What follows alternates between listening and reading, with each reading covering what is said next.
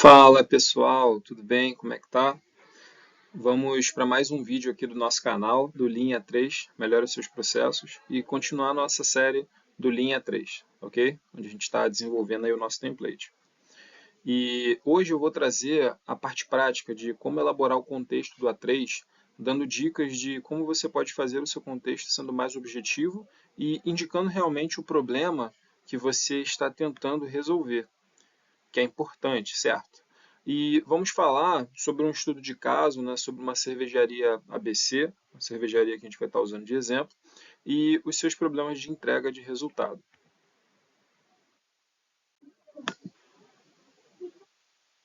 Bom, a primeira etapa é composta pelo processo de malteação, onde um auxiliar ele abastece o silo e o operador comanda a máquina para realizar o processo. Na segunda etapa, ocorre o processo de monsturação, onde é acionada uma turbina através do comando da máquina e mistura a cevada com água potável por um operador de produção. Já a terceira etapa, o material é passado através da tubulação para outro silo, onde um operador aciona os filtros que retiram o excesso de material para que o líquido possa ser transportado para a quarta etapa. Já na quarta etapa, o auxiliar de produção ele acompanha a temperatura dos queimadores e avisa ao operador do silo de fervura que o processo já atingiu a temperatura ideal para receber o líquido. Após essa fervura, o líquido é transportado para o setor de resfriamento, onde um auxiliar de produção verifica constantemente a temperatura do líquido para levá-lo para o próximo processo. Na sexta etapa, o líquido chega até o tanque de fermentação, onde um auxiliar de produção e o operador adicionam produtos químicos que aceleram o processo de fermentação do líquido.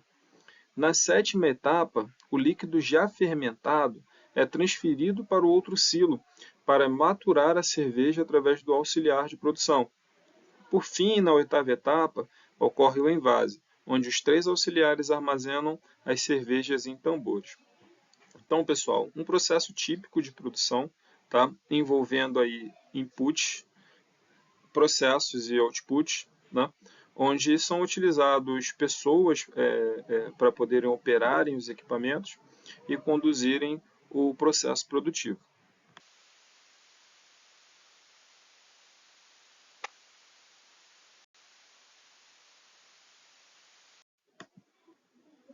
Bom, agora a gente vai falar sobre o problema, né? A demanda mensal da cervejaria ABC é de 560 mil litros de cerveja. Não estamos cumprindo a meta já há 3 meses, sendo os últimos volumes, em fevereiro 24, 500 mil litros, janeiro 24, 532 mil litros e dezembro 23, 490 mil litros. Você foi acionado para entender melhor o que está acontecendo e restabelecer a produção da cervejaria. E aí, qual é o primeiro passo? Né? Por onde que a gente começa? Nessa fase, o primeiro comentário que eu posso fazer com você é: vá ao Gemba, entende como as coisas estão funcionando, faça anotações, pergunte aos colaboradores na linha o que eles têm passado e nomeie uma equipe para poder participar do A3 junto com vocês. Isso é importante. E se vocês quiserem mais para frente, que eu faço também um vídeo falando sobre como escolher uma equipe para um A3 para determinados projetos, se deixa aí no comentário que a gente vai estudar aí essa proposta. E aí, pessoal, como eu falei para vocês, vá ao Gemba, né? Eu estou mostrando para vocês aí um quadro hora a hora. Né? Qual que é o conceito desse quadro hora a hora? Tem um operador de produção que ele geralmente fica ao lado ali da máquina, que é um gargalo, ou ao lado de equipamentos que são recursos, né, críticos, ou que se espera uma determinada produção horária daquele equipamento, e a cada hora o operador ele vai lá e anota o número de produção da hora, e ele anota se teve um problema ou se não teve. E aí o supervisor, né, o responsável pela produção, encarregado, coordenador, ele vai de tempos em tempos e dá um check naquela informação. Tá? Isso é importante para garantir que a gestão está vendo o que está acontecendo na produção e ela consegue tomar conta de outros processos também. Para isso é importante o desenvolvimento das pessoas dentro da produção, principalmente para poder estar informando aquilo que está acontecendo. E quando você vai lá no hora a hora, o que você precisa fazer? Tome notas, né? E entenda o que você quer olhar. Observe a situação, procura ter uma boa abertura com as pessoas, demonstre respeito, tá? Não que você está sendo lá como superior, mas como igual. Faça perguntas abertas de como funciona o quadro. Tenta vincular as informações que ele passar para você com a instituição de trabalho dele. E ao final, você procura alinhar as expectativas com o colaborador e finaliza esse processo.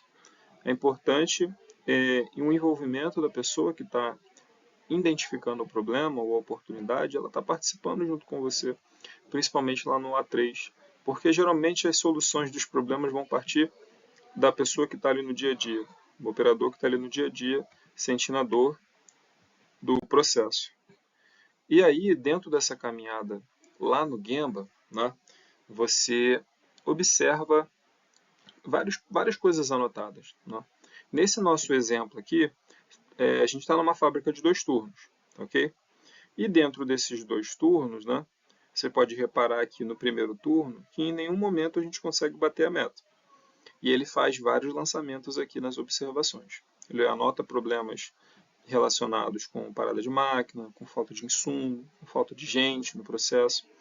Então você precisa começar a tomar nota disso e perguntar, né? Olha, mas o que aconteceu de fato quando parou o processo? Ah, realmente foi falta de insumo? Qual foi o insumo que faltou?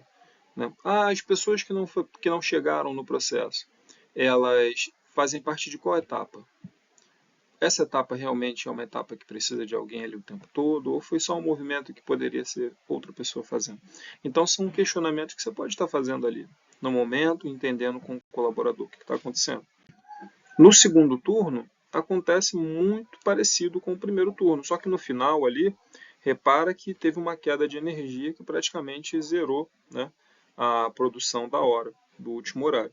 Mas os demais horários foi muito similar ao primeiro turno. Falta de gente, falta de material, falta de matéria-prima, falta de insumo, máquina parando, né? Então, problemas muito similares.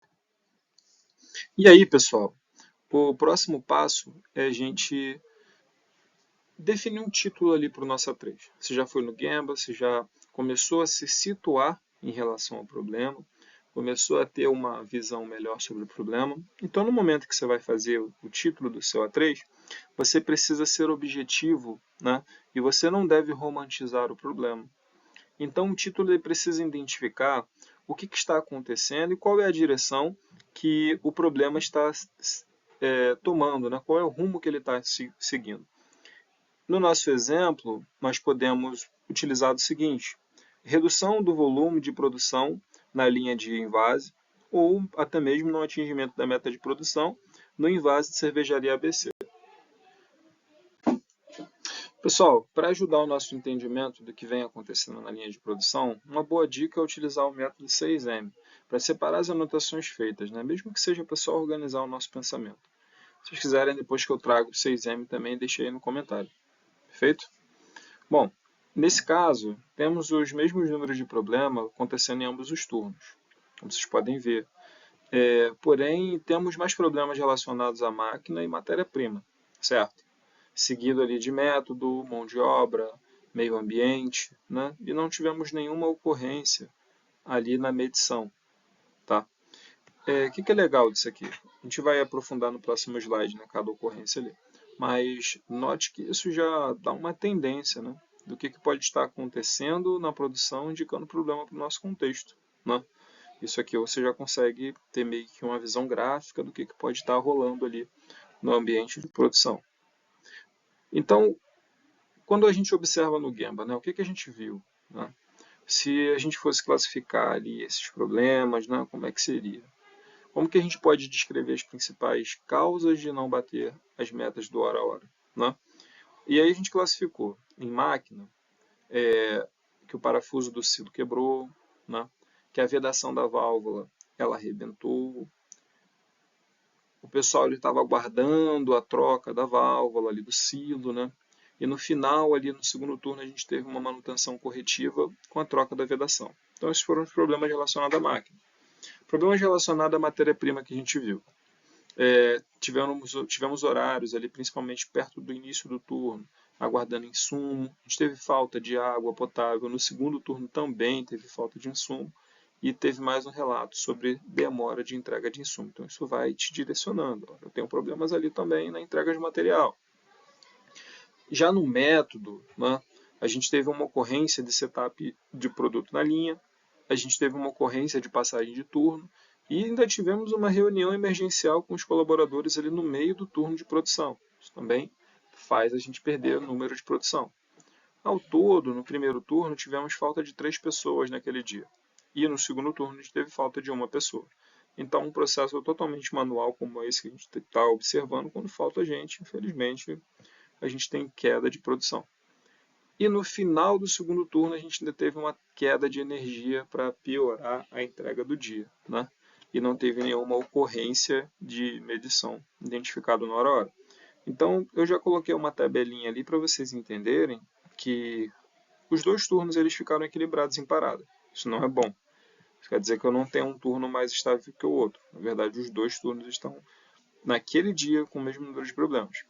Percebe que já olhando aqui mais ou menos um Pareto, tendo uma ideia de Pareto, a gente já consegue observar que 57% das ocorrências estão relacionadas à máquina e matéria-prima, o que já nos direciona a um problema, né? O que pode estar acontecendo na nossa fábrica. Mas antes de eu dar o exemplo certo para vocês do contexto, eu vou falar para vocês de exemplos errados, tá? De relatar esses problemas. Vamos lá começar aqui. A empresa está há 3 meses sem bater meta e eu fui acionado para resolver o problema. As ações que eu vou tomar consistem em mudar toda a equipe e colocar as metas diárias mais agressivas. Cara, péssimo isso aí, péssimo esse exemplo.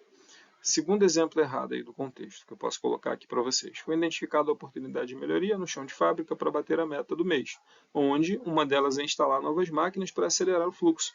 A meta é alcançar 2.000 litros por hora em até 12 meses.